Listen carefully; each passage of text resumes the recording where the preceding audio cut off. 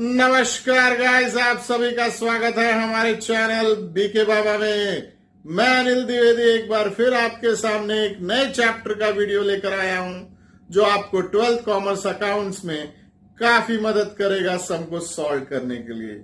जी हाँ दोस्तों, अगर आप ये सोच रहे हैं कि हम जो शूटिंग कर रहे हैं उसके लिए किस तरह का ट्राइपॉड यूज कर रहे हैं, तो इसको देखने के लिए आप नीचे डिस्क्रिप्शन बॉक्स में लिंक दिया गया है, आप सिलेक्ट करके Amazon से ये ट्राइपॉड खरीद सकते हैं। और दोस्तों, अगर आप मेरे प्रीवियस वीडियो को देखना चाहते हैं तो उन सभी प्रीवियस वीडियोस के लिंक मेरे डिस्क्रिप्शन बॉक्स में दिए गए हैं। तो आइए दोस्तों, जोरदार तरीके से शुरू करते हैं हमारा वीडियो नए चैप्टर के साथ, जिसका नाम है dissolution of partnership.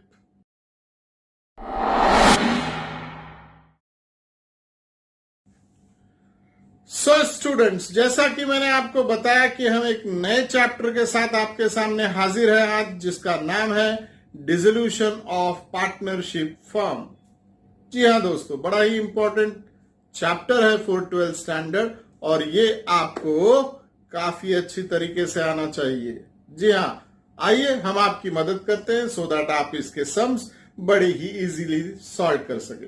But some या बेसिक चीज सिखाने से पहले मैं आपको यह बताना चाहता हूं कि डिसोल्यूशन ऑफ पार्टनरशिप में आप लेजर और जर्नल दोनों तरीके से सॉल्व करने की कोशिश करिएगा, क्योंकि क्वेश्चन में लेजर भी पूछा जाता है और जर्नल एंट्री भी, माय डियर फ्रेंड्स।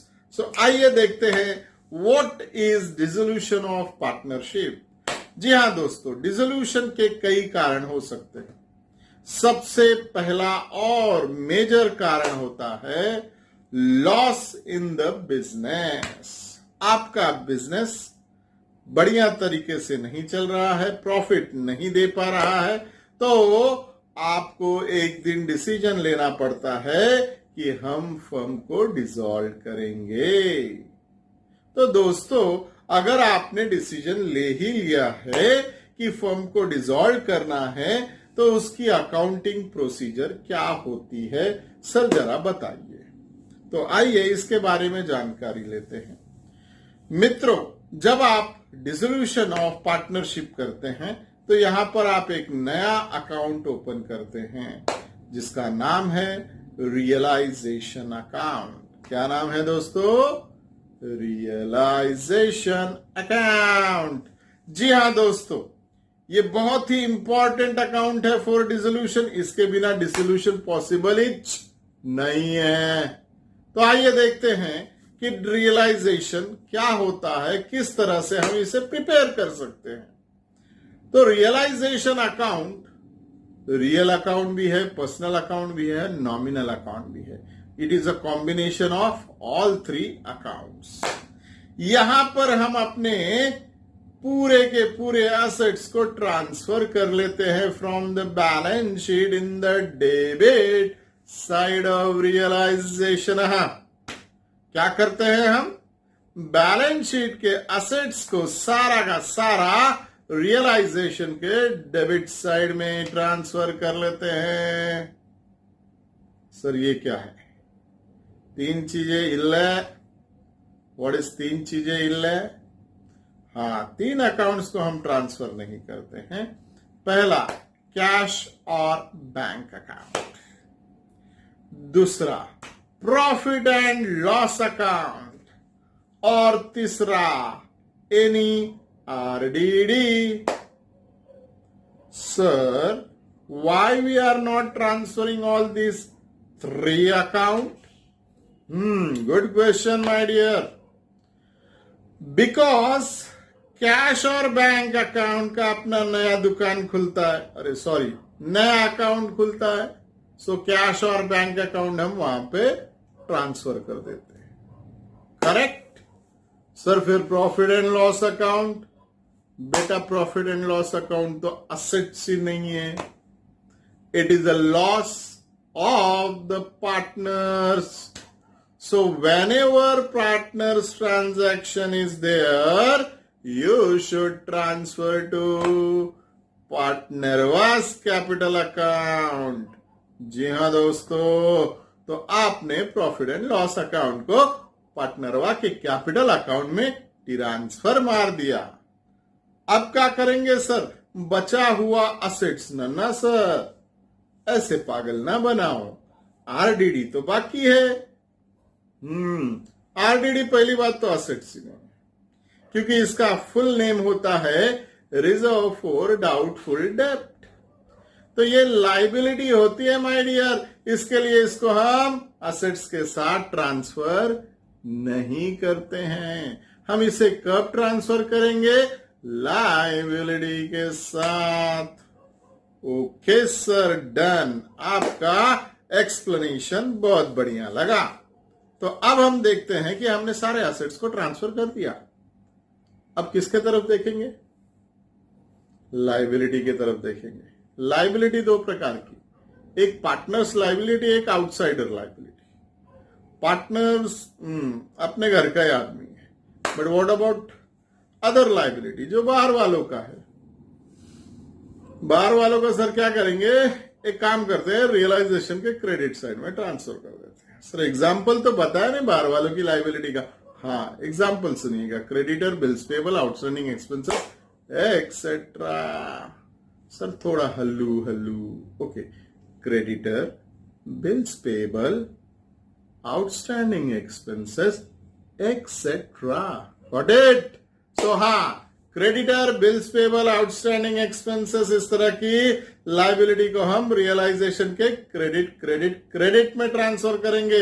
लेकिन एक बात भूल गए, आरडीडी। जी हाँ दोस्तों, आरडीडी को भी इसी के साथ ट्रांसफर कर देना है आपको। एक बात का ध्यान रखिएगा, आरडीडी ने मुझे याद दिलाया कि डेटर का वैल्यू ग्रॉस वैल्यू पे असेट्स के साथ जाएगा। फॉर एग्जाम्पल, अगर 50,000 का डेटर है, 2,000 आरडीडी है, तो 48,000 आपका आउटर कॉलम में दिखाई दे रहा है बैलेंस शीट के असेट्स में।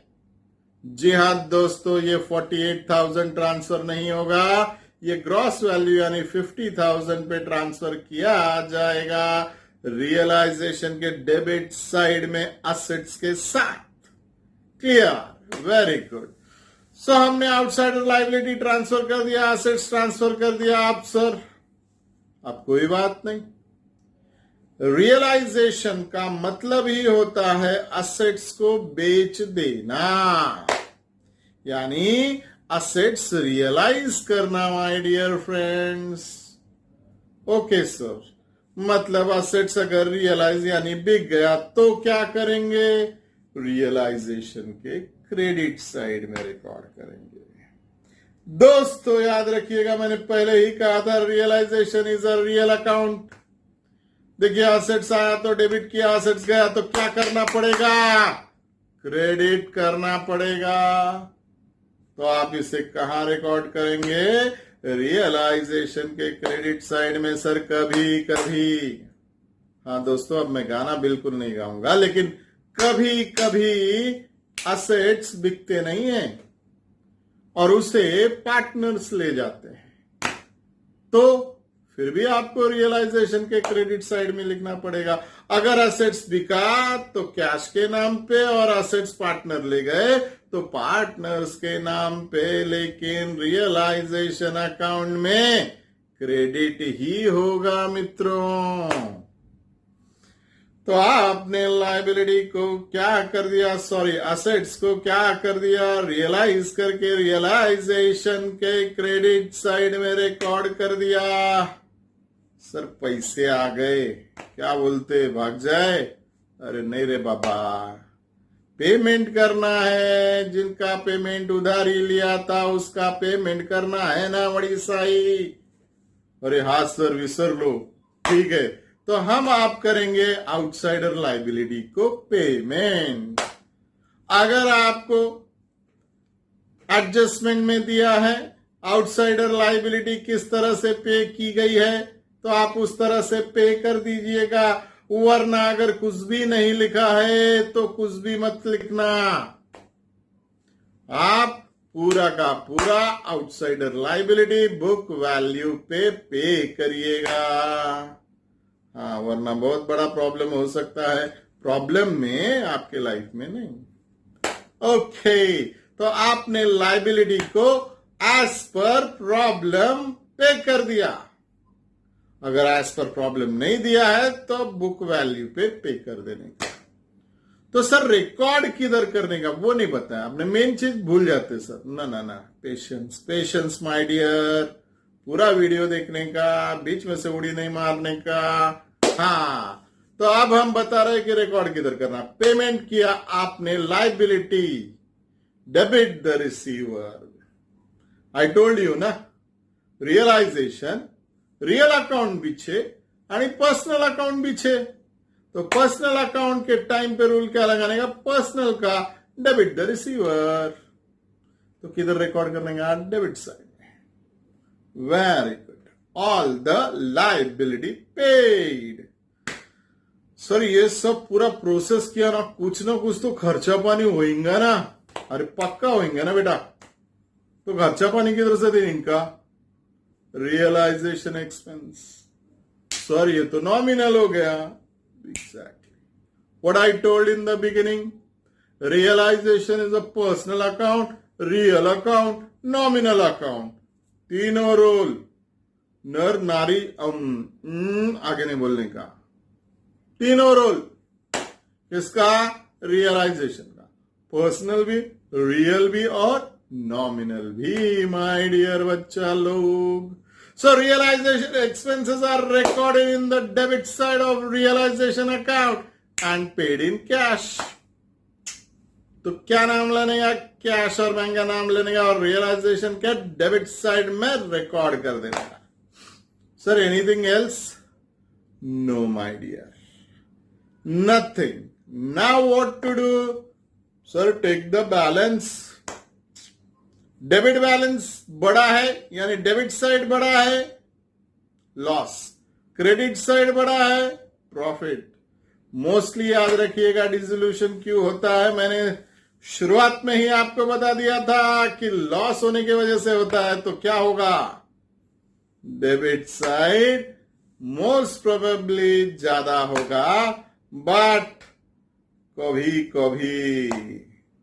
सो आप समझदार हैं, क्रेडिट साइड बड़ा है तो प्रॉफिट, डेबिट साइड बड़ा है तो लॉस, और ये लॉस पार्टनर को डिस्ट्रीब्यूट करके रियलाइजेशन अकाउंट क्लोज कर देने का। जी हाँ दोस्तों, आई थिंक सो आपने बहुत बढ़िया तरीके से रियलाइजेशन अकाउंट को समझ लिया है।